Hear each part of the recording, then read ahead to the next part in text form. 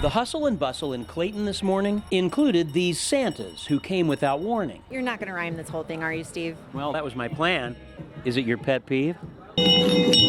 What can I say? It's the time of the year. So pull up a chair and lend me an ear. With beards of white and red coats and pants, they started some music, then started to dance. And they danced, and they danced.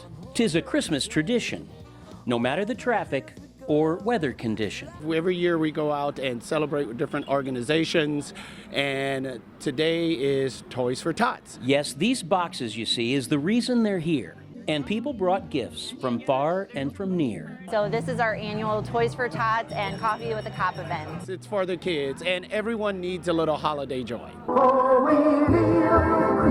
While the Santas showed off their sick fancy feeding, ho, ho, ho, officers there did some meeting and greeting. We really enjoy interacting with our community and getting to know you as a person outside of that call for service. And cars on the street, whether red light or green, waved at the Santas, cops, and Marines. Usually we get a lot of people honking and laughing, and you can just see the smiles on their faces. Spreading lots of joy to the kids, just seeing all the people honk at us and wave and just getting the season started. That's all that I wrote. There's not any more. Only Steve Harris, First Alert 4. A scene out of an old horror flick, an infestation of creepy crawlers. Only this is a true story you might relate to. Steve Harris tells us the tale. Inside this house, a horror is lurking. An invasion of uninvited guests. Crawling across crown molding, creeping in curtains, waiting on windows, watching me, mocking me. The ceiling, the carpet, my blue jeans, nowhere is safe. Look at the size of that one. My mistake, that's just a pecan someone dropped on the floor. But that's not. Stop. Daddy, don't step on it. It'll smell really bad. Well, that's not true. Yes, it is. You know what we need? An exorcist? No, an entomologist. They are brown marmorated stink bugs. Dr. Megan Waltz is an associate professor of biology at Lindenwood University. And I knew that I was meeting you today, so I just grabbed one on my front door as I was leaving the house. Even brought one along for the ride. Stink bugs have piercing, sucking mouth parts, like little needles. This story's getting more terrifying by the second. And they insert them into what they're eating, and they suck fluids out. Okay, now I'm booking the Bates Motel and putting my house on the market. They don't bite people. They're not poisonous or toxic or anything like that. Fact is, they're considered pests because they eat fruits, vegetables, and plants. They come in the house through cracks in the doors and windows, where they survive the winter. If you want to get rid of them, honestly, you can vacuum them up. And what really happens if you mash one? It makes a scent, and interestingly, its scent smells a lot like cilantro to most people. But before my date with a vacuum cleaner, Dr. Waltz gave me a warning. As it gets more consistently cold, we're going to be seeing more of them in our houses, not less. You know what? I actually like the smell of cilantro. Steve Harris, First Alert 4. I was thinking the same thing about the cilantro. Yeah. Not that I really want to squish the bug to test it, but... The next time my wife sees one in the basement, it just smells like cilantro when you step on it. It'll be all fine. Like Taco Tuesday, right? A wave from a window connects a 4-year-old boy with a neighbor more than 70 years older. Steve Harris has a story that shows friendship knows no age. 4-year-old Max Wolkowitz has lived in this house his whole life. Over time, he's developed some routines. How big do you want it? Building towers, playing baseball, and waving out the window to his neighbor across the street, 77-year-old Bill Baldwin. Bill is super friendly. I would tend to call him the mayor of our street. Everyone knows who he is, and they were one of the first people that came over and introduced themselves to my husband and I when we moved in. A Vietnam veteran and retired police captain, Bill quickly became Max's best buddy. He was always thinking about Max. Bill's son, Brian. Right from the beginning, they hit it off. For whatever reason, I think they were kindred spirits. One of Max's earliest words? Who's leaving their house? Bill bought Max his first sled, taught him valuable lessons. Share and be kind. And for his 4th birthday, gave him this ball. It's signed by Alex Smith.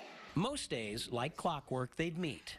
Max at his window, Bill at his mailbox. There's a designated time where Max would be at the window and my dad would be standing on the sidewalk and they would wave to each other. And Bill would wave back and it became this cute little thing. We used to wave at each other all the time. Now, most parents will tell you that children really need that routine, something constant that they can look forward to.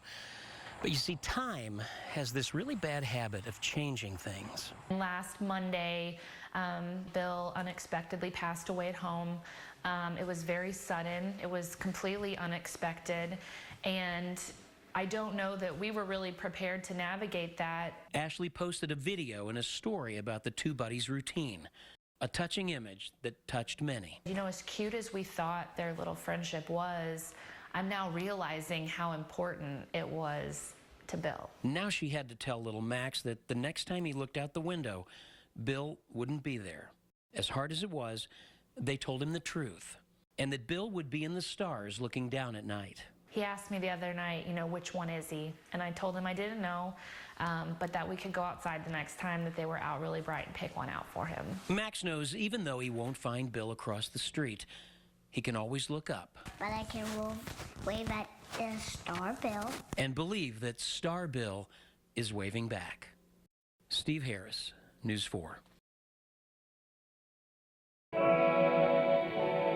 It's a picture-perfect place. Didn't I ever tell you about Bumbles? Like little scenes from holiday movies. Bert! Thank heaven you're here! My name's Dudley. I'm here in answer to your request. The faces are unfamiliar. Oh, I've got lots of letters for Santa today. But the lines you assign in your mind are not. Soap poisoning. I'd like to be a dentist. A playground for the imagination. You wanna trade to be a canary? Up close. But when you look at the bigger picture... Oh, we're happy to have the trains back. It's the Missouri Botanical Gardens Holiday Flower and Train Show. Last seen in 2019 because of COVID and construction, the show is back.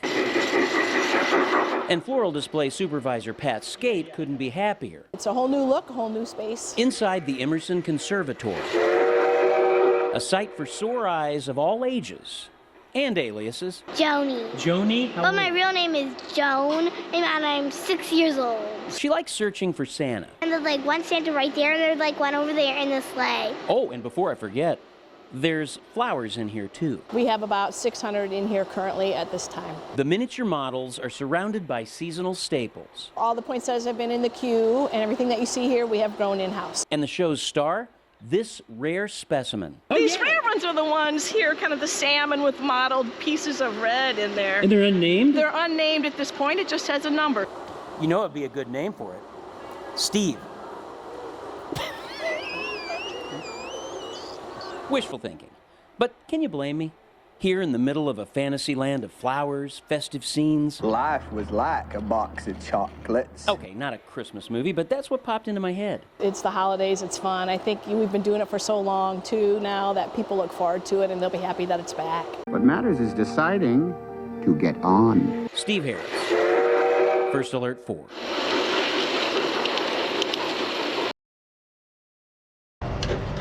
Years ago, Douglas Olfey had an idea to build something. It took about 3 years to do it. Something you don't see every day. What's that? I don't get it. I just don't get it. Something people will talk about. We'll just see people going, what the hell is that? Behold, Doug's creation, a time machine. No, I'm just kidding. I couldn't resist the reference. No, at first glance, there's nothing unusual about this hot tub until you look closer and you look under.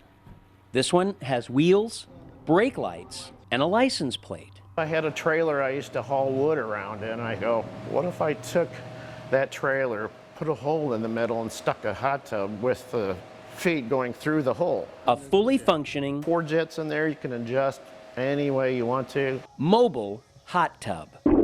He takes it to ball games, Halloween parties, even a drive-through.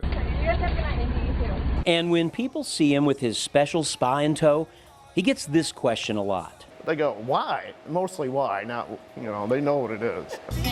His family owned a local pool business for decades. That fueled his fire to bring a heated party to the people. I was looking for something that would be easy for somebody to just set up, something that one person could use, don't need a special vehicle or anything. So there was actually no real reason for me to be in the hot tub. I mean, it doesn't really add anything to the story, but it does add to my pleasure and enjoyment. If you gotta work, this is the way to do it. Eventually, Doug wants to rent out his mobile hot tub. Until then, he'll keep turning up the heat and turning heads. Steve Harris. If I could find a way for him to pull me around from story to story, that would be perfect. News 4.